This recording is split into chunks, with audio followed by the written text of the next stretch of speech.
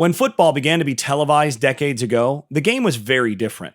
It was the era of 3 yards and a cloud of dust. Teams lined up in tight formations and rarely threw the ball, so the game was mostly played in the box around the line of scrimmage. Television technology was also very different, with people using bunny ears to watch the game on small, low-resolution 4:3 aspect ratio cathode ray tubes.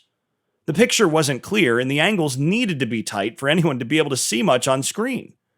Today, things are completely different.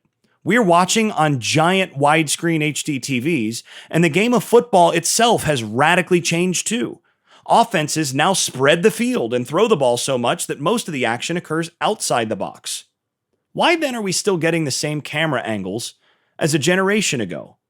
Aside from the aspect ratio and resolution, these shots from 1990 are basically indistinguishable from how the game is shot today. With rare exceptions, when a quarterback drops back to pass, the camera inexplicably zooms in, meaning we see the quarterback in the lines, but we don't see the receivers or coverage downfield. We're blind to more than half the action.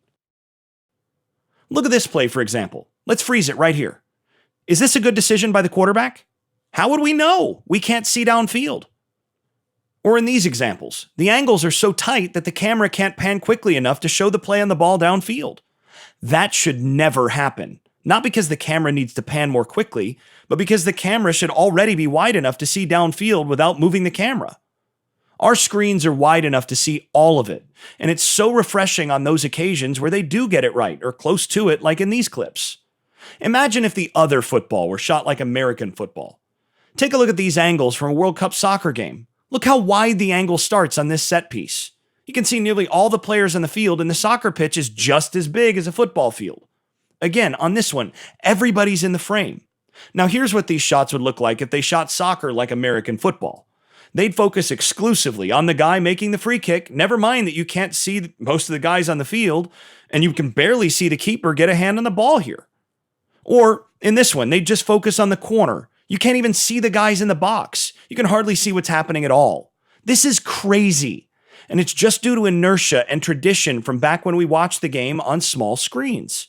It's shot this way because this is how things have always been. But it's long past time for a change. Instead of shooting tight angles where all we see is the line of scrimmage, TV broadcasts should start with wider angles like this one and then zoom out, not in when it's clearly a pass play. Look at this example. Why isn't the quarterback throwing the ball? We couldn't know because half the players on the field aren't in the frame. Fortunately, they had time between plays to show a replay that gives us the angle we should have had to begin with. And with today's no-huddle offenses, that doesn't happen as much anymore either. This right here, this is a great angle at the start of the play.